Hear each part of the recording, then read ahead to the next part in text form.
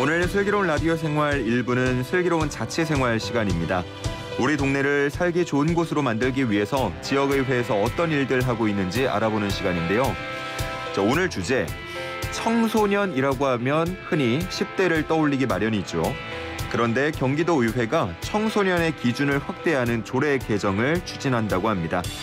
이 같은 내용을 담은 경기도 청소년 노동인권 보호 및 증진 조례 일부 개정 조례안을 입법 예고한 경기도의회 이용호 의원과 이야기 나눠봅니다. 의원님 안녕하십니까? 네, 안녕하세요. 네, 반갑습니다. 자, 청소년이라고 하면 많은 분들께서 중학생 혹은 고등학생을 떠올리실 것 같은데 지금 경기도의회에서는 청소년은 어떻게 정의하고 있습니까? 네, 지금 기존 경기도 청소년 노동인권 보호 및 증진 조례에 따른 청소년의 정의는 19세 미만의 범인으로 규정하고 있습니다.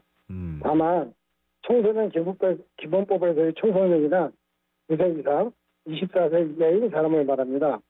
경기도에 거주하는 청소년 노동인권을 보호하기 위한 목적을 가진 본 조례가 특별한 이유 없이 방위법에서 규정한 청소년의 범위를 축소하고 있는 문제가 생긴 상황입니다. 예. 즉, 경기도의 청소년 노동인권 보호라는 최소한의 안전장치에서 제외된 분들이 생긴다는 것이고 안전망에 공백이 생겼다는 문제가 있다는 것입니다. 예. 의원님, 저희 통화 연결 상태가 좀 고르지 못해가지고요. 네. 저희가 다시 전화를 걸겠습니다. 조금만 기다렸다가 다시 받아주시겠습니까? 네네. 네, 좀 기다려주시고요. 자, 좀 고르지 못했습니다. 우리 청취자분들의 양해도 함께 부탁을 드리겠습니다.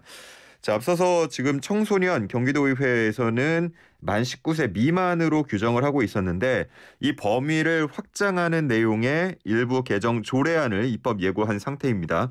왜 이런 개정이 필요한 건지 또 이렇게 확대가 되면은 어떤 점들을 기대할 수 있는지 이어서 계속 들어보도록 하겠습니다. 네. 의원님 다시 연결됐습니까?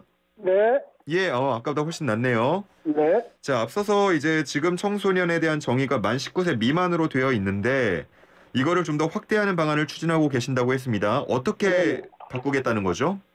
네, 기존 조례에서 19세 미만의 도민만을 청소년을 보고 이들만을 대상으로 노동인권 보호 및 증진과 관련된 사업을 할 수 있다는 것이죠.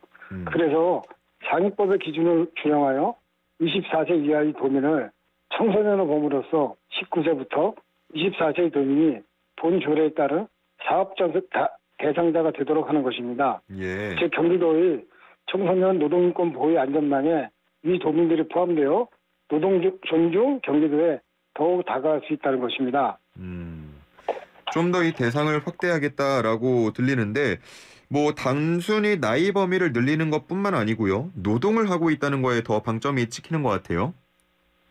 네, 맞습니다. 본 조례 개정안은 단순히 청소년의 범위를 늘리는 것이 아니라 노동을 하는 19세부터 24세의 청소년에게 노동상담, 구제활동, 직업훈련과 취업 준비에 따른 사업 등과 같은 정책의 대상자를 편입시켜 이들의 노동권을 높이는 내용이라는 것에 의의가 있습니다. 2018년 한국청소년정책연구원의 연구에 따르면 청소년의 근로계약 작성은 42.5%에 불과하다고 되어 있으며 노동 현장에 있는 청소년 상당수가 노동법의 사각지대에 있다고 할 것입니다.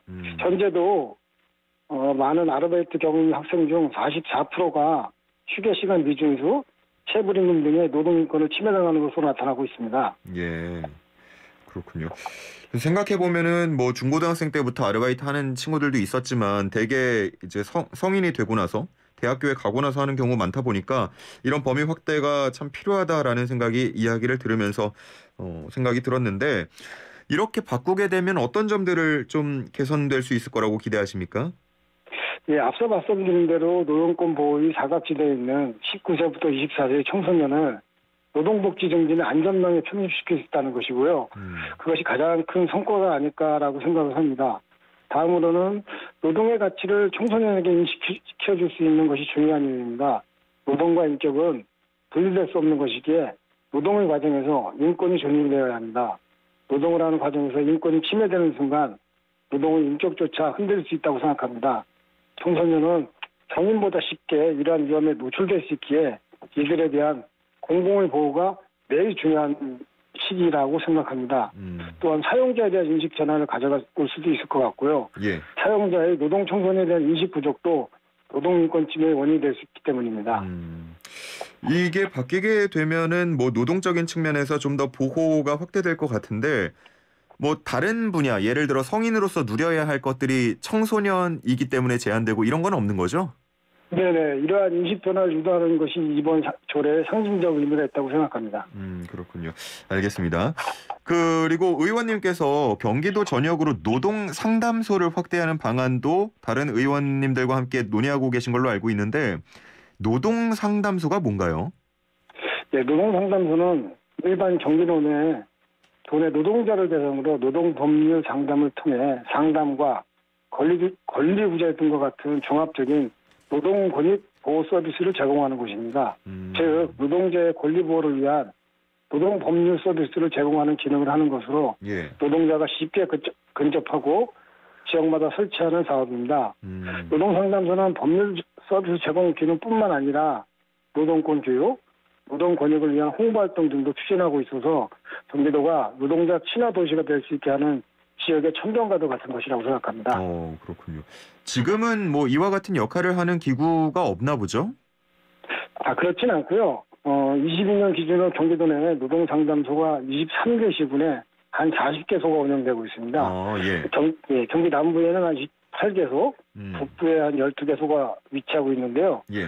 경기도에 상담소가 뭐 40개가 있다고 하면 상당히 많이 있다고 생각하실 수도 있겠지만 예.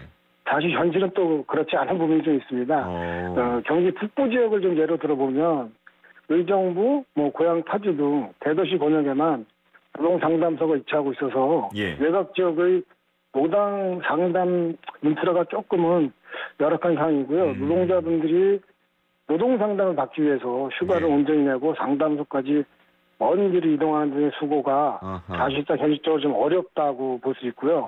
또 시간을 본인 마음대로 조정하기도 쉽지 않은 게 노동자들이니까요. 예. 그래서 상담소의 접근성이 매우 중요하다고 생각을 합니다. 이러한 이유로 아직도 경기도의 상담소가 매우 부족하다는 말씀을 드리는 것이고요. 예. 또 상담소에 근무하시는 직원분들 역시 많은 상담 요구에 인력이 부족하거나 지원이 부족하여 모든 요구를 소화하기 어렵다는 어려움을 많이 호소하고 계시고요.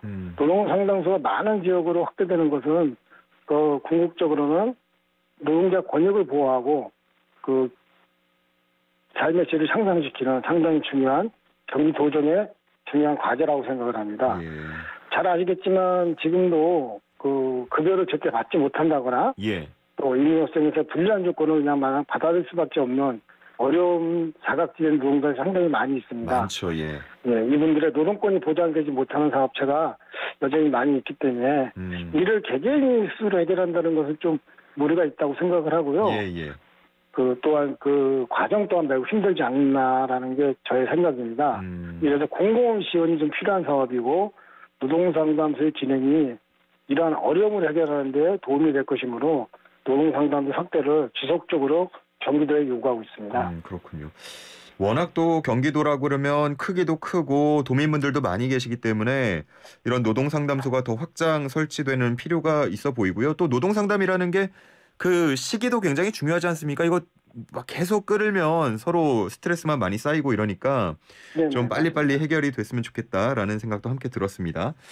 우리 의원님이 이렇게 좀 노동 그리고 노동자에 대한 관심을 좀 많이 가지신다고 느껴지는데 특별한 계기가 있으신가요? 네, 사실은 제가 그 택시 사업장에서 택시 노동자로 근무할 때 예. 택시 노동자들의 열악한 근로 조건을 좀 개선해보자. 그러한 노동자들의 목소리를 좀 대변하고자 사실 노동자 활동에 좀 뛰어들었고요. 예. 좀 더 노동과 노동자들에 대한 관심을 갖게 된 계기 또한 제가 노조 대표자로 활동하던 중 지역사회 5인면 사업장에 종사하는 노동자들의 열악한 노동 조건을 접하면서 예. 본격적으로 노동운동을 하게 된 것 같습니다. 우리 아나운서님께서 잘 아시겠지만 옛날 지금이나 노동자들이 참 많이 어렵거든요. 예. 그렇죠. 그러면 운전 택시 운행은 언제까지 하신 거예요? 저는 이렇게 현장에서 일을 한 4년 정도 했고요. 2년 하시고. 예, 1년부터는 이제 노조 대표자로 활동하고 있습니다. 그러셨군요. 그런 그 경험을 바탕으로 지난 지방선거 당시에 비례대표 2번을 받으셨다고 들었어요. 네네. 이 정치에도 뜻이 계속 있으셨던 겁니까? 그렇지는 않고요. 사실 전에는 제가 정치를 하겠다는 뜻을 품어온 적은 사실은 없었습니다. 예. 네, 노동자 활동을 좀 열심히 하다 보니 저를 지켜보던 동료들과 조합원들이 뭐 저를 노조조합 위원장으로 또 한국노총 지역집 의장으로 택시본부 의장으로 성장을 좀 시켜주시더라고요. 예. 그런데 나중에는 좀 더 넓은 곳에서 노동자들을 위한 목소리를 대변해주면 어떻겠냐는 권유도 있고 해서 나는 생각 끝에 그래 정치를 하면 조례라든지 제도 개선을 통해 네네. 노동자의 삶의 질 향상에도 일조할 수 있겠구나라는 결론으로 정치의 뜻을 갖게 되었습니다. 네, 이 노동에 대한 생각이 계속 있으신 것 같고 이 비례대표라고 하면 특정 지역구는 없지만 바꿔 말하면 어떻게 보면 모든 곳이 지역구다 이렇게 볼 수도 있을 것 같은데 노동 문제와 관련해서 좀 특별히 챙기고 계신 지역이나 뭐 현안 등이 있습니까? 사실 그 비례대표라 보니까 이제 지역구가 사실은 뭐 정해진 데는 없다라고 말씀들 많이 하시는데 예. 저의 생각은 경기도 전체가 이제 관심적이지 않을까 생각합니다. 예. 노동자, 서민, 영세사업자, 자영업자, 농민 등 사회적 약자가 있는 곳이라면 모두 관심적이라고 말씀드릴 수 있고요. 예. 또 굳이 좀 더 관심을 갖는 지역을 정하시라고 하면 저는 경기도 남부 권역에 비해 예. 노동 행정 서비스가 상대적으로 열악한 경기도 북부 지역의 노동자, 노동가족, 북부 지역 경기도민에게 도움을 줄 수 있도록 예. 관심을 가지고 의정활동을 좀 해볼까 하는 생각을 갖고 있습니다. 그렇군요. 최근에 뭐 가장 관심 갖고 있는 노동 정책 같은 것들이 있을까요? 예, 아무래도 노동상담소하고 이제 그 초고령 시대의 노동자들에 대한 그 삶의 질 향상, 또 이 열악한 근무 조건에 있는 그런 노동자들에 대한 관심, 특히 예. 또 5인 미만 사업장 이런 곳에 근무하시는 분들의 노동 조건을 좀 개선하는 데 좀 관심을 많이 갖고 있습니다. 그렇군요. 알겠습니다. 자, 이제 추석 연휴 코앞입니다. 추석 인사도 좀 부탁드리고요. 앞으로 도민들 위해서 어떤 일들 하고 싶은지 끝으로 각오도 부탁드리겠습니다. 네. 국민 모두가 어느 때보다 힘든 한 해를 보내고 계신 만큼 이웃과 친지 간의 사랑과 우정을 나누는 훈훈한 한가위가 되시길 지원드리고요. 앞으로의 의정활동은 낮은 자세로 도민의 말씀을 경청하고 경기도 내 사회적 약자의 든든한 버팀목이 되는 의정활동을 하겠다는 약속을 드리겠습니다. 네, 알겠습니다. 여기까지 듣겠습니다. 감사합니다. 네, 감사합니다. 지금까지 경기도의회 이용호 의원이었습니다.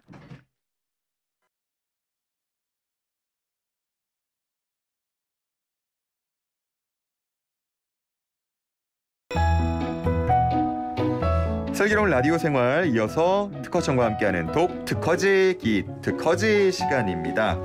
요즘 뉴스에서 많이 들을 수 있는 지식재산 들어는 많이 본 것 같은데 이게 정확히 뭔지는 잘 모르겠다.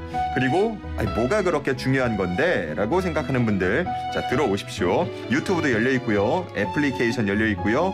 주파수도 맞춰주시기 바랍니다.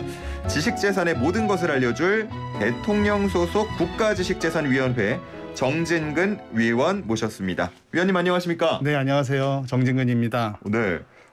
대통령 소속 국가지식재산위원회 위원. 네. 이 자리가 참 어떤 건지 궁금한데 일단 자기소개 먼저 좀 구체적으로 부탁드릴게요. 저는 강원대학교 법학전문대학원에서 교수로 활동을 하고 있고요. 지금 말씀하신 대로 대통령 소속의 국가지식재산위원회에서 민간위원으로 활동하고 있습니다. 이게 줄여서 지재위 이렇게 부르죠? 예, 지재위라고 하는 겁니다. 지재위 들어보긴 한 것 같은데 어떤 일을 하는 곳인지 정확히 모르거든요. 그 지식재산은 아시죠? 예.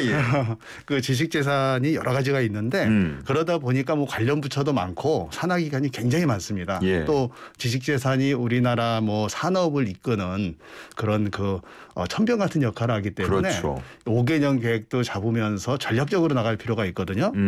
그래서 국가 지식재산의 컨트롤 타워가 필요하다. 이런 요청에 따라서 2011년쯤 만들어져서 지금까지 운영되고 있습니다. 오, 그러면 대통령 소속 직속. 그렇다고 대통령은 아직 뵌 적은 없고요. 여쭤보려고 그랬는데 먼저 말씀을 해주시네요. 그렇군요. 알겠습니다. 그러면은 뭐 교수도 하시고 이거 위원으로 활동하시면은 상당히 바쁘실 것 같아요. 예, 그 뭐 교수는 원래 그 하는 일이 교육, 연구, 봉사거든요. 네. 그 봉사가 이제 사회에 대한 봉사, 또 시간이 그래 자유롭게 해주기 때문에 예. 특히 국가기관에 대한 봉사는 뭐 당연한 것으로 알고 하고 있습니다. 그러시군요. 예. 그동안 우리가 함께해온 특허청을 포함해서 여러 관계 부처를 다 아우르는 곳 컨트롤타워인데 지식재산권 앞서서 좀 다양하다 이렇게 말씀을 해주셨어요. 어떤 권리들이 포함이 되나요? 지식재산권 하면 되게 뭐 어렵게들 생각을 하시는데요. 네. 쉽게 생각하면 우리 지금 이동통신 전화기 잘 만들지 않습니까? 예. 거기에는 뭐 5G, 4G 뭐 해가지고 특허 기술이 들어가 있죠. 그러겠죠. 그 기술이 이제 특허권으로 보호되는 것이고 요즘에 뭐 이렇게 폴더폰도 만들고 예쁘게 만들잖아요. 예. 이런 게 이제 디자인권으로 보호되는 것이고 그 다음에 갤럭시 뭐 20 뭐 이런 게 이제 상표권으로 보호되는 거죠. 저는 예. 개인적으로는 옛날에 혹시 아시나 모르겠는데 걸리면 걸려 걸리버 이거 있었는데 알죠. 이거 상표 예. 아주 좋았었는데요. 그리고 이제 그런 거를 이제 사진 찍어서 블로그에 올리고 또 예. 유튜브에 뭔가 찍어서 올리면 그게 이제 저작물이기 때문에 저작권으로 보호됩니다. 그래서 지식재산권 한마디로 머리에서 나오는 모든 것을 보호한다. 예. 이렇게 보면 되겠는데요. 머리에서 나온 걸 보호하다 보니까 법이 생각지도 못했던 게 계속 나옵니다. 이런 것을 이제 신지적재산권 이렇게 얘기를 합니다. 그래서 예. 예를 들어서 최근에 유전자 조작이라든지 예. 그다음에 상표에서도 혹시 소리 상표나 냄새 상표 있는 거 알고 계세요? 소리는 들어본 것 같은데 냄새는 못 들어봤어요. 우리나라에 아직 등록이 된 적이 없는데 외국에는 뭐 윤활유 이런 데 등록이 된 게 있어요. 예. 이게 이제 그 만약에 냄새 상표가 널리 쓰이면 요즘에 뭐 컴퓨터를 이용해서 배달 음식도 시켜 먹고 뭐 이러잖아요. 예. 그때 컴퓨터에 이제 냄새 상표를 보여줄 수 있는 뭐가 들어가면 그걸 누르면 이제 냄새가 칙 하고 올라오면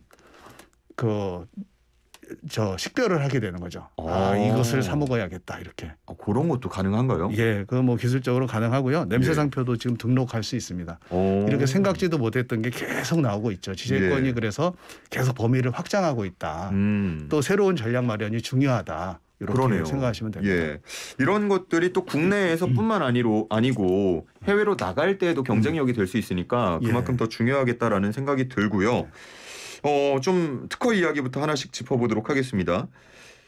한국형 발사체 누리호 성공적으로 발사했는데 우주 기술에 대한 관심이 크게 높아지고 있어요.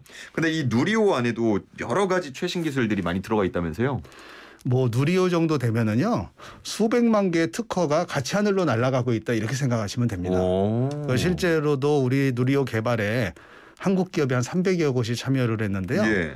참고로 말씀드리면은 이런 그 이동 발사체, 우주로의 발사체와 위성을 설계부터 제작, 시험, 발사까지 독자적인 기술을 할 수 있는 나라가 6개 국가였었는데 이번에 우리가 이제 7대 우주강국으로 도약하게 됐거든요. 자부심을 가져도 되는 거죠? 자부심을 가져도 되죠. 그런데 문제는 아주 사소한 기술에 대한 특허도 만약에 예를 들어서 러시아가 갖고 있다. 근데 러시아에서 우리한테 허락을 안 해주면 우리는 그걸 쏠 수가 없는 거예요. 그렇죠. 예, 뭐 예를 들어서 뭐 요즘에도 뭐 엔진에 조금 누수가 있다든지 이러면 바로 정지를 하지 않습니까? 이런 모든 기술들이 다 확보돼야 된다. 그런 면에서 특허 기술을 우리 기업들이 확보하는 게 중요하고요. 뭐 특히 뭐 엔진 조립을 맡은 한화 에어로스페이스라든지 그다음에 그 카이라고 하는 항공 우주 산업이 있는데 거기에 이제 지휘자 역할을 하고 또 발사대도 우리 현재 중공업이 만들고 이렇게 했는데 한 300여 곳이 갖고 있는 특허가 수백만 개가 될 거예요.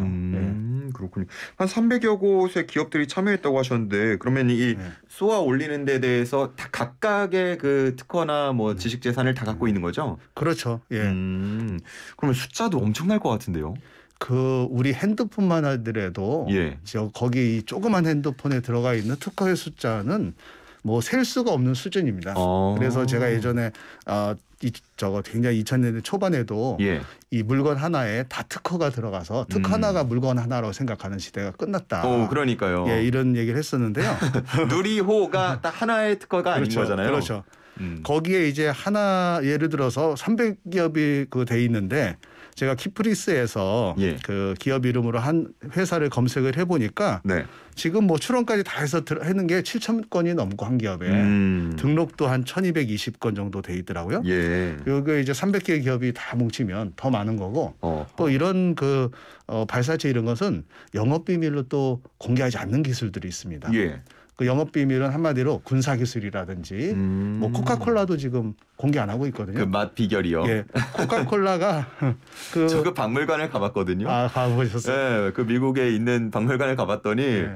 뭐 꼭 알려줄 것처럼 처음에 네. 맛의 비결은 이러면서 갔는데 끝에 안 알려주더라고요. 코카콜라가 만약에 특허 출원을 해서 등록을 했으면요, 20년 보호하니까 이제 누구나 만들어 팔 수 있거든요. 예, 예. 근데 어떤 기술 같은 경우에는 특허 출원하는 것보다 영업 비밀로 보유하는 게 더 나아요. 아. 그러면은 영업 비밀이 캐내지는 때까지 계속 보호가 되는 거거든요. 아, 특허로 등록을 하려 그러면 이걸 공개를 해야 되고 네, 그 네. 보호 종료 기간이 되면 네. 다 예. 알게 되니까. 그렇죠. 예. 아. 그래서 이제 그 코카콜라가 200년 가까이 예. 독점을 할 수 있는 그런 또 방법이죠. 이게 이게 지재권 배우면 다 가르쳐 줍니다. 이걸 어떻게 뭘로 보호하는 게 유리한지 예. 다 얘기를 합니다. 예. 근데 갑자기 그 말씀하시니까 궁금한데 이 얘기를 끝으로 1부는 정리를 해볼까 해요. 예.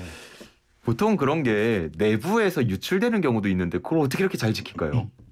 그래서 각 기업들이 뭐 들어갈 때 핸드폰도 못 갖고 들어가게 하고 예. 뭐 여러 가지 물적 조치도 하고 또 사람에 대해서 이렇게 뭐 체크도 하고 하는데 그 코카콜라는 아예 그 코카콜라 원액의 비밀을 아는 사람이 한 3사람밖에 없다는 얘기도 있습니다. 그 얘기는 저희가 2부 때 조금 더 이어가 볼게요. 예, 저희 알겠습니다. 광고 듣고 오겠습니다. 슬기로운 라디오 생활 2부 문 열었습니다. 계속해서 특허청과 함께하는 독특허지 기특허지 시간이고요. 국가지식재산위원회 정진근 위원 함께하고 있습니다.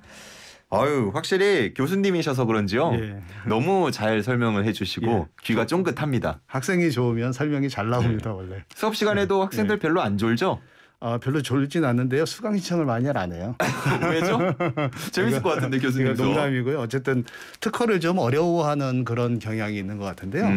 사실 근데 제가 생각할 때 별로 어려워할 필요가 없는 게 예. 특허에서 돈 진짜 많이 번 사람 중에 하나가 그 연필에다 지우개 꽂은 사람이에요. 예, 맨 뒤에. 그런 사람이고 뭐 저작물 같은 경우도 유튜버가 돼서 돈 번 사람 엄청 많지 않습니까? 그쵸. 이런 식으로 그냥 자신의 뭔가를 만들고 하면 다 지식재산이다 이런 생각을 가지면 뭐 되지 않을까 이런 생각이 듭니다. 교수님도 특허 출원하실 수 있는 위치인가요? 저는 뭐 특허 출원을 예전에 제가 원래 공대 출신이거든요. 그래가지고 이미 하셨습니까? 예전에 몇 건 해놓은 게 있는데 20년 지나서 이제 권리가 없죠. 20년 전에 또 하셨었군요. 네. 알겠습니다. 이야기를 워낙 재밌게 해주시니까 이 저작권 관련해서 좀 요즘에 재밌는 이슈가 있더라고요. AI가 그린 그림이 무슨 대회 우승을 했다는데 이게 어떻게 된 겁니까? 뭐 AI가 지금 가장 핫한 이슈인데요. 예. 뭐 이세돌 구단이 지금 알파고한테 4대1로 졌지 않습니까? 그게 언제죠? 와. 2016년이니까 벌써 뭐 엄청나게 또 발달을 그러네요. 했죠. 그래서 이세돌 구단 진 거 보고 운 사람들도 있다고 그러는데 사실 이세돌 구단은 인공지능한테 이긴 유일한 인간으로 기록될 거예요. 그만큼 이제 발달하고 있고 사실 인간이 뭐 기계보다 잘하는 게 별로 없거든요. 잘하면은 기계를 쓸 일이 없죠. 그래서 AI를 잘 활용하는 게 중요한데 예.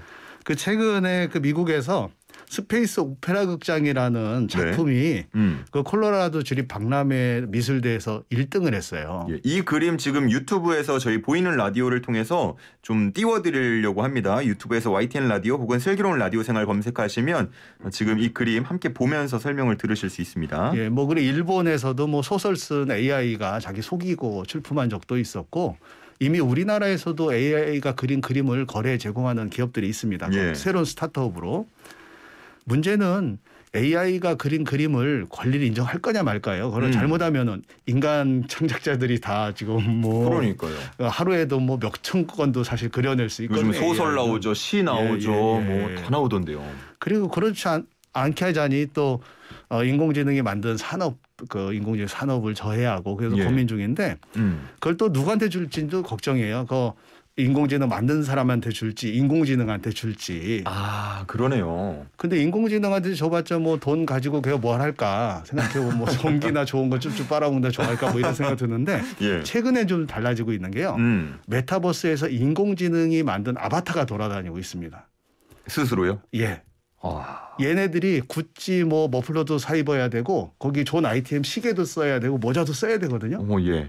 그 돈이 인공지능이 이제 필요하게 됐어요. 인공지능도 돈이 예. 빈부격차 나겠는데요. 예. 그래서 하여간 이런 거를 지금 뭐 국제적으로 논의 중인데 문제는 새로운 판이지 않습니까? 예. 그렇기 때문에 우리나라는 기본 법리도 중요하지만 우리나라 산업에 어떤 게 가장 유리한 방식이냐 지금 이걸 고민을 하고 있습니다. 그렇군요.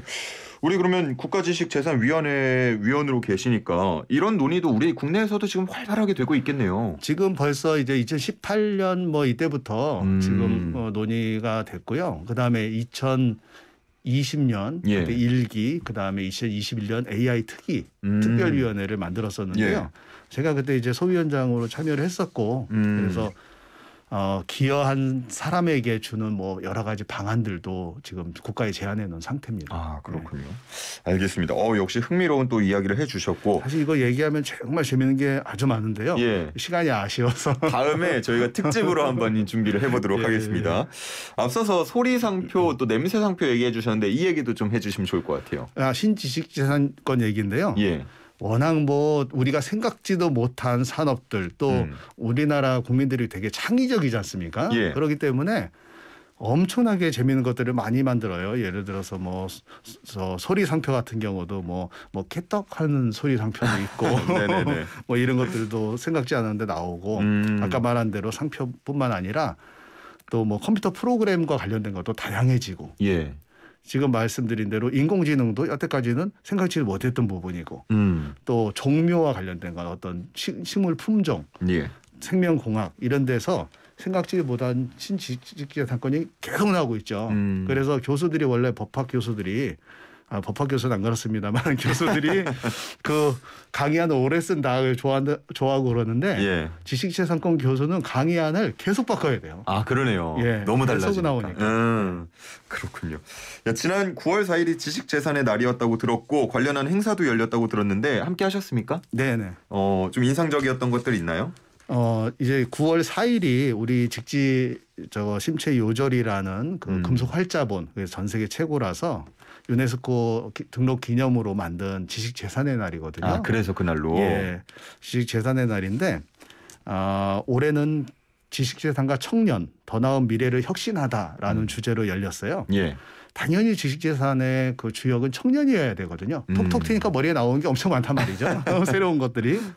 그래서 많은 기업인들이 있었는데 불가사리가 바다 폐기물이라고 하더라고요. 그걸로 친환경 제설제를 만든 스타스테크라는 기업도 참여해서 보여주고. 방송에도 나왔던 거 기억나네요. 예, 그다음 하반신 마비가 됐지만 유튜브 크리에이터로 희망을 전하는 미라클 채널의 대표도 참석을 했고요. 이분들이 지식재산이 얼마나 중요하고 또 한편으로는 이걸 활용하는 게 얼마나 중요하고 또 보호를 받는 게 중요한지를 생생하게 증언을 해주셨습니다. 네, 그랬군요. 알겠습니다. 오늘 흥미로운 이야기들 아주 재미있게 전해주셨습니다. 여기까지 듣겠습니다. 감사합니다. 네, 감사합니다. 네, 지금까지 국가지식재산위원회 정진근 위원과 함께했습니다.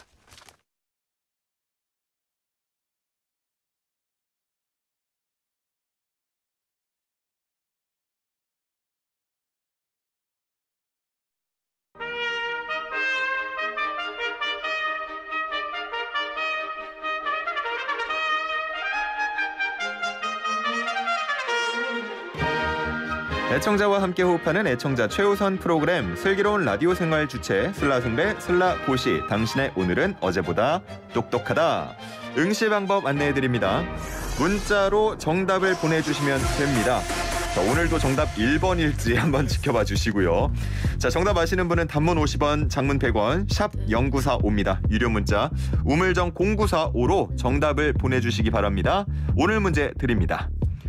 잠시 후에 이어질 인터뷰에서도 다뤄볼 이야기입니다. 방역당국이 올가을과 겨울에 코로나19와 독감이 동시에 유행하는 이것이 발생할 가능성이 있다고 보고 있습니다. 중앙방역대책본부는 사회적 거리두기가 완화되면서 외부 활동이 늘어나고 있고 지난 2년간 계절 독감이 유행하지 않아서 국민 면역 수준이 낮을 것으로 예상한다고 밝혔는데요.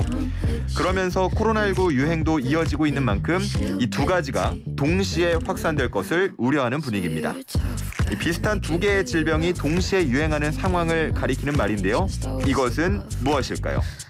1번 트와이스, 2번 트윈데믹, 3번 LG 트윈스, 4번 다이내믹 코리아. 1번 트와이스, 2번 트윈데믹, 3번 LG 트윈스, 4번 다이내믹 코리아. 정답 아시는 분은 단문 50원, 장문 100원, 샵 0945로 지금 바로 정답 보내주시기 바랍니다.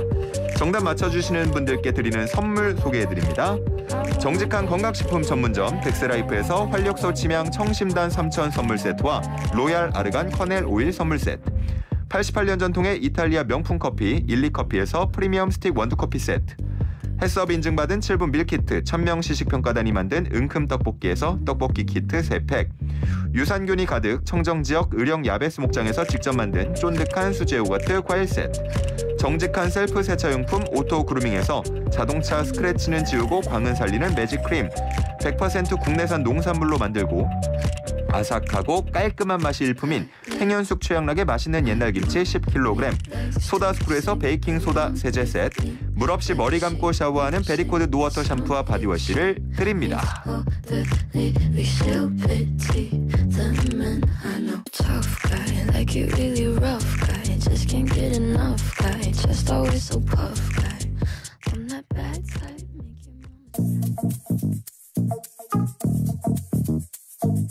Oh, let's dance, dance, you and I. Move your body to the sky. Love the way you shake it down, break it down, move the thing around. Feel it in your bones. 이어서 이슈 인터뷰 갑니다. 이번 추석 연휴는 사회적 거리두기 해제 이후에 처음으로 맞이하는 명절입니다. 고향 방문과 나들이 또 여행으로 유동 인구가 늘어났죠. 코로나 재확산 가능성 여전하다는 이야기 나오고 있고요. 또 계절 독감과 코로나19가 동시에 유행하는 이른바 트윈데믹에 대한 우려도 큰 상황입니다. 이번 연휴는 어떤 방역 수칙을 지켜야 하는 것인지, 또 백신 접종은 어떻게 하면 좋을지 국가감염병 위기대응자문위원인 정재훈 가천의대 예방의학과 교수와 이야기 나눠보겠습니다. 교수님 안녕하십니까? 네, 안녕하세요. 예. 자, 요즘에 워낙 태풍도 있었고요. 다른 이슈들이 많다 보니까 코로나 상황 어떻게 전개가 되고 있나 관심에서 조금 멀어진 경향도 없잖아 있거든요. 지금 확진자는 얼마나 나오고 있습니까? 네, 태풍이 지나간 것처럼 지금도 확진자 숫자가 10만 명 이하로 유지가 되고 있습니다. 유행 정점은 지나갔다라고 볼 수 있고요. 예. 그리고 중요한 것이 유행 정점이 지나고 나서 2주 정도 지나면 중환자의 정점도 지나가게 돼 있는데요. 예. 중환자의 정점도 지나가고 있다고는 볼 수 있습니다. 그런데 문제가 되는 것은 계속해서 재감염률이 높아지고 있기 때문에 예. 확진자의 숫자가 증가했던 것처럼 빠르게 떨어질 것이냐, 이게 가장 우려가 되는 부분이거든요. 예. 확진자의 이제 감소 속도가 그렇게 높지 않을 것이다라는 것들이 이제 전문가와 당국의 예측이고요. 예. 당분간 5만 명 이상 정도의 확진자는 유지가 될 것으로 예상이 되고 있습니다. 5만 명 내외의 확진자가 유지가 될 것이다. 실제로 제 주변에 보면요. 델타부터 치자면 진짜 안 걸린 사람들이 이제 거의 없다시피 할 정도던데, 그러면은 국내 국민들이 대다수 항체를 갖고 있다 이렇게 볼 수 있는 건가요? 여러 가지 조사 결과를 보면 백신 접종이나 감염을 통해서 면역 자체를 가지고 있는 분들의 비율은 거의 90% 이상이 된다라는 것이 정설이고요. 예. 그렇기 때문에 대부분의 국민들이 일단은 항체를 가지고 있다라고 봐야 될 것 같습니다. 그래서 과거에 감염이라든지 백신 접종이 있게 되면 중증화율은 낮게 유지가 되거든요. 예. 장기적으로 중증화율은 그래도 지금보다 높아지진 않을 것이다. 이런 예상은 가능하죠. 예, 그렇군요. 혹시 또 새로운 변이 이런 얘기들이 국내외에서 들려오는 게 있습니까? 아직까지는 새로운 변이에 대한 소식은 없습니다만 그래도 새로운 변이가 등장할 것은 거의 확실해 보입니다. 문제는 BA5처럼 지금 유행하고 있던 변이에서 다시 하위 변이가 나올 것인가, 아니면 완전히 새로운 변이가 나올 것인가가 중요한 부분인데요. 예. 그래도 지금은 BA5 유행이 매우 지속이 되고 있기 때문에 BA5의 하위 변이가 나올 가능성이 높게 점쳐지고 있습니다. 방역 측면에서는 하위 변이가 나오면 조금 더 대응하기가 쉬운가요? 아무래도 지금은 개량 백신 같은 경우에는 BA1과 BA5가 타겟으로 나오고 있고요. 그렇기 때문에 개량 백신이나 이가 백신 같은 것들을 고려했을 때에는 하위 변이로 나오는 것이 조금 더 대응이 쉬운 측면이 있겠죠. 그렇군요. 자, 이제 추석 연휴가 시작이 됩니다. 이동하는 분들 상당히 많을 것으로 예상이 되고 있고요. 또 인원 제한 없이 가족들과도 만날 수가 있게 됐습니다. 그래도 방역은 계속해서 중요하겠죠? 저는 그래도 이제 방역의 기본적인 원칙을 지켜주시는 건 중요하다고 생각을 하는데요. 예. 그런 것들이 마스크 착용이나 사회적 거리두기가 아니라 저는 방역의 기본 원칙은 아프면 쉬시는 것이라고 생각을 합니다. 특히 호흡기 바이러스 증상이 있으신 경우, 발열이나 기침이 있으신 경우에는 집에서 쉬시면서 다른 분들을 안 보시는 게 가장 중요한 방역 원칙이라고 볼 수 있습니다. 아프면 쉬어야 한다. 알겠습니다. 그 추석 연휴 기간에도 예를 들어 아팠을 때 이거를 코로나인지 아닌지 확인할 수 있는 뭐 시설들 다 운영이 됩니까? 진단검사 정책은 그대로 유지가 되고 있고요. 그리고 전국의 휴게소라든지 선별검사소 같은 것들이 상당수 유지가 되고 있기 때문에 진단검사 받으시는 데는 큰 어려움이 없으시리라고 생각을 합니다. 네, 그렇군요. 이번에는 뭐 방역적인 측면에서 많은 것들이 이전과 비교했을 때 풀린 것 같아요. 휴게소나 버스, 철도, 대중교통 안에서의 실내 취식도 허용이 된다는데 그래도 좀 주의할 점들이 있다면 소개를 부탁드립니다. 원칙적으로 취식이라고 하는 것이 기말이 튈 수 있는 환경이기 때문에 바이러스 전파 가능성은 있다라고 보셔야 될 것 같고요. 그래서 가급적이면 아직까지는 취식을 안 하시는 게 원칙이다라고 생각을 하셔야 될 것 같고요. 또 하나는 아까 말씀드렸듯이 어떠한 증상이 있는 경우에 그 증상이 코로나19일 수 있고 다른 사람에게 전파될 가능성이 있다라고 인지하시는 것 자체, 그게 매우 중요하다고 생각합니다. 그렇군요. 사회적 거리두기가 없는 첫 번째 명절이 됐는데 그럼에도 요양병원, 요양시설의 접촉 면회는 금지가 됐습니다. 뭐 환자와 보호자들 아쉬움을 토로하고 있는데 뭐 고위험군이 많아서입니까? 아직까지는 발생 수준이 높기 때문이라고 보셔야 될 것 같습니다. 지금 확진자 숫자가 그래도 높을 때는 10만 명 가까이 나오고 있는데요. 그렇다면 고위험 시설에게 바이러스가 유입될 가능성이 상당히 높다라고 봐야 되거든요. 아직까지는 확진자의 발생 수준이 높기 때문에 조금 더 기다리셔야 된다. 그렇게 말씀드려야 될 것 같습니다. 지금 비대면으로 전환돼서 면회를 하고 있는데 이 비대면 면회라는 거는 그 뭐 유리창 가림막 사이로 만나고 이런 걸 얘기하는 겁니까? 네, 그렇습니다. 이렇게 직접적인 접촉이 불가능한 상태에서 전화라든지 물리적인 장벽이 있는 상태에서 면회를 하시는 상황인데요. 어떻게 보면 매우 안타까운 상황인 거죠. 장기적으로 본다라면 이제 비대면 면회에서 대면 면회도 가능한 방향으로 어느 정도 방역을 완화할 필요는 있다고 생각을 합니다만 여러 가지 전제 조건이 있습니다. 특히 요양병원이나 요양원에 계시는 분들은 매우 중증화율이 높아지는 상황이기 때문에 계속해서 접종을 하시고 그다음에 방문하시는 분 같은 경우에도 접종이 되어 있다거나 아니면 증상이 없다라는 게 확인이 된다라는 여러 가지 전제 조건이 성립이 되면 그때부터는 유행 상황에 따라서 점진적으로 어느 정도 완화가 가능하다고 보고 있습니다. 그렇군요. 알겠습니다. 그리고 최근에 좀 있었던 변화 중 하나가요. 입국 전 코로나19 검사 의무가 폐지가 된 부분인데 지금 입국 후에는 PCR 검사를 받도록 그대로 유지가 되고 있습니다. 입국 후에도 이거 없애달라 이렇게 요구하는 일각의 목소리가 있거든요. 어떻게 보시나요? 저도 언젠가는 이런 이제 정책들도 모두 다 폐지가 되어야 된다라고 생각을 합니다만 아직까지는 그래도 유행 상황들이 녹록지 않기 때문에 당분간 유지가 되는 것이고요. 해외 입국자에 대한 정책 같은 경우에도 처음에는 14일 자가격리를 하시고 이후에도 PCR 검사를 하시고 그리고 격리 기간이 10일이 되었다가 7일이 되었다가 지금은 격리 없이 입국 후에 PCR 검사만 하시는 상황인데 한 번에 모든 방역 정책을 완화하는 게 어느 정도 위험성이 있을 수 있기 때문에 이런 식으로 점진적인 완화하는 방법들을 채택을 하고 있는 것이거든요. 아마 해외 유행 상황에 따라서 이 검사도 저는 내년 정도가 된다라면 충분히 없어질 수는 있다고 생각합니다. 그렇군요. 알겠습니다. 그럼 지금 백신 접종 한 번도 안 받은 분들도 격리 없이 여행 갔다 올 수 있는 상황인 건가요? 지금은 이제 백신 접종 같은 것들이 해외 여행지에서의 백신 접종이 요구가 되지 않는다라면 특별히 문제가 되지 않는 상황이고요. 그리고 또 하나는 워낙 감염되신 분들의 숫자가 많기 때문에 이 백신 접종 여부가 대부분의 국가에서 이제 중요한 요소가 아니게 되었습니다.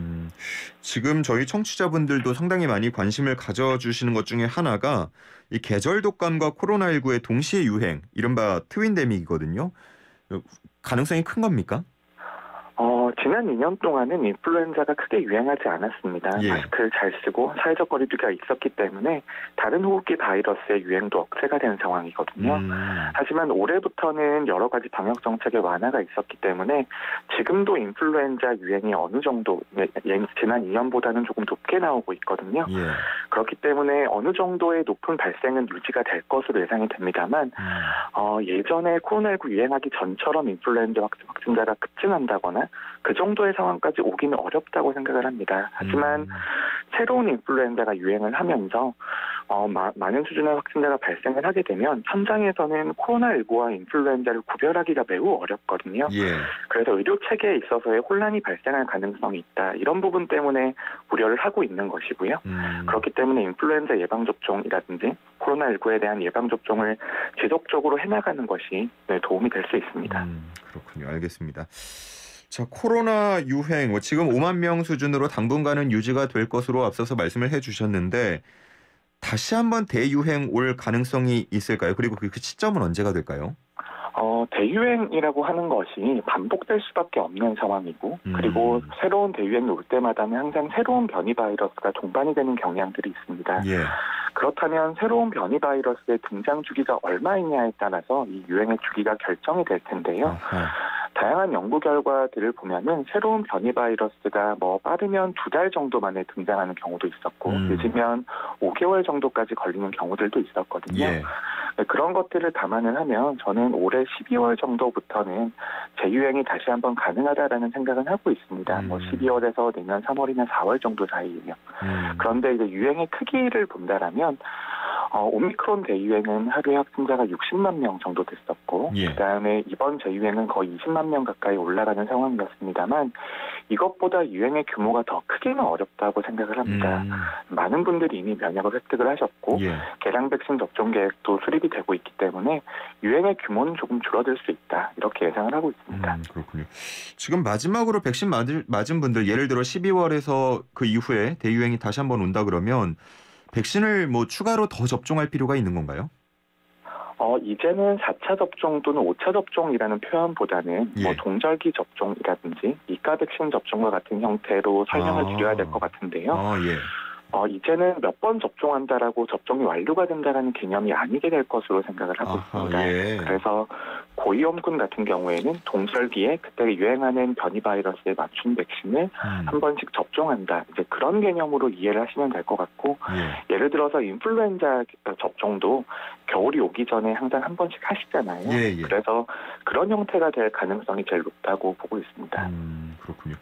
최근에 들려온 소식 중에 또 하나가요. 국산 1호 백신 스카이코비1 접종이 시작된 소식인데 이 스카이코비1의 특징이나 특성 같은 것들이 있을까요? 네, 우리나라에서 사용 중인 백신 중에 노바백스 백신이 있습니다. 예. 노바백스 백신과 거의 동일한 원리를 가지고 있기 때문에 특성도 상당히 유사하고요. 예방 효과에 있어서는 노바백스와 비슷하게 한 90% 정도의 예방 효과가 나올 것으로 예상을 했습니다만 이게 우한 원형이라든지 델타 변이 바이러스의 기준으로 감염 예방 효과가 나오는 것이거든요. 예. 그리고 지금은 새로운 이카 백신 출시를 앞두고 있고 이 이카 백신은 오미크론 BA1이나 BA5에 대한 대응 능력이 있는 백신인데 국산 백신은 아직까지 이런 개량이 이루어지진 않았기 때문에 그런 부분은 조금 한계가 있다라고 볼 수 있습니다. 그렇군요. 알겠습니다. 저희 청취자분들이 이야기 들으시면서 몇 가지 질문도 함께 보내주고 계신데요. 9073님께서 4차 백신에 독감 백신까지 동시에 맞아야 되는 건가요? 어느 정도 텀을 두고 맞아야 되는 걸까요? 이렇게 물어보십니다.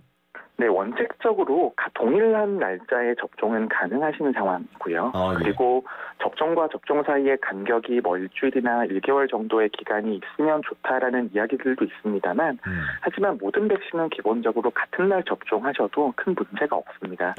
그래서 저는 이제 독감 백신 접종 계획이 있으시다라면 그때 같이 접종을 하시게 된다면 가장 좋은 효과가 나올 것으로 생각을 하고 있습니다. 가끔은 백신이나 이런 독감 주사 맞고 좀 뻐근하거나 힘들다, 아프다 이렇게 말씀하시는 분들도 계신데 두 개를 동시에 맞았을 때, 같은 날 맞았을 때 더 아프거나 위험이 클 가능성은 없는 건가요? 안전성에 있어서는 동시 접종 자체가 큰 문제가 없는 것으로 되어 있고 이거는 대부분의 백신들에서 동일하게 적용이 됩니다. 하지만 코로나19 백신이 이번엔 새로 도입된 백신이었기 때문에 작년에 접종을 할 때에는 어느 정도 간격을 둘 것을 권고를 드렸었는데요. 지금은 이제 전문가들의 판단이 곧 나올 것으로 보입니다만 원리상으로 본다라면 동시 접종하셔도 문제가 없는 것으로 되어 있습니다. 알겠습니다. 끝으로 이 질문 하나만 드려볼게요. 최근에 수해 지역이 좀 많이 발생을 하고 있는데 이런 곳들은 전염성이 퍼질 가능성이 더 크다 이런 얘기를 들었거든요. 이 사실입니까? 수해 지역이 이제 여러 가지 수해를 입고 그다음에 물이 빠르게 빠지지 않을 경우에는 수인성 감염병의 위험은 항상 있습니다. 하지만 우리나라 같은 경우에는 그래도 배수도 잘 되고 있고 주변에 관리가 잘 되고 있기 때문에 특별한 문제가 있으리라고 생각되지는 않습니다. 그래서 항상 깨끗한 식수를 공급받으시고 건강관리를 잘 하신다면 특별한 문제가 없으리라고 보고 있습니다. 알겠습니다. 자, 오늘 다양한 이야기 들어봤습니다. 여기까지 듣겠습니다. 감사합니다. 네, 감사합니다. 지금까지 정재훈 가천의대 예방의학과 교수와 함께했습니다.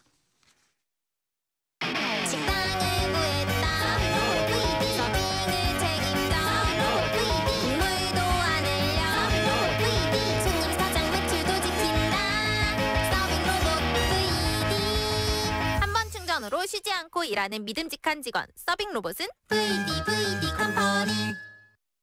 네, 이렇게 오늘 준비된 인터뷰 모두 전해드렸고요. 자, 오늘 퀴즈 드렸었죠. 코로나19와 겨울 독감이 동시에 유행하는 상황. 바로 정답은 2번 트윈데믹이었습니다. 정답 맞춰주신 분들 가운데 저희가 선물 받으실 분들은 따로 연락을 드리도록 하겠습니다. 자, 11호 태풍 흰남노 많은 피해를 또 남기고 지나갔습니다. 큰 생채기가 남았지만 삶을 다시 시작하기 위한 복구 작업도 계속되고 있습니다. 조속히 이루어지기 바라겠고요. 또 국가 차원에서 여러 가지 재난지역 선정이나 등등 할 수 있는 조치들 빨리 이루어졌으면 좋겠다는 생각 들었습니다. 자, 슬기로운 라디오 생활 끝곡 김윤아의 Going Home 들으면서 문 닫겠습니다. 12시에는 뉴스 앤 이슈가 계속 방송이 되니까요. 주파수 고정해 주시기 바랍니다. 슬기로운 라디오 생활과 함께라면 여러분의 오늘은 어제보다 더 똑똑해집니다. 지금까지 슬기로운 DJ 이현웅이었습니다. 고맙습니다.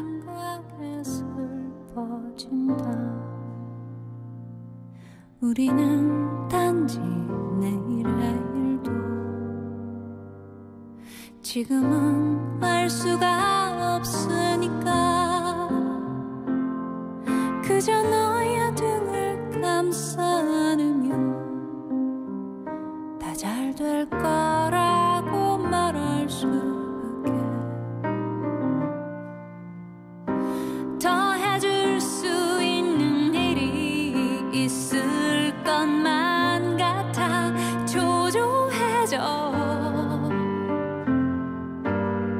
무거운 너의 어깨와 기나긴 하루하루가 안타까워 내일은 정말 좋은 일이 너에게 생기면 좋겠어 너에겐 자격이 있으니까 이제 짐을 벗고 행복해지길 나는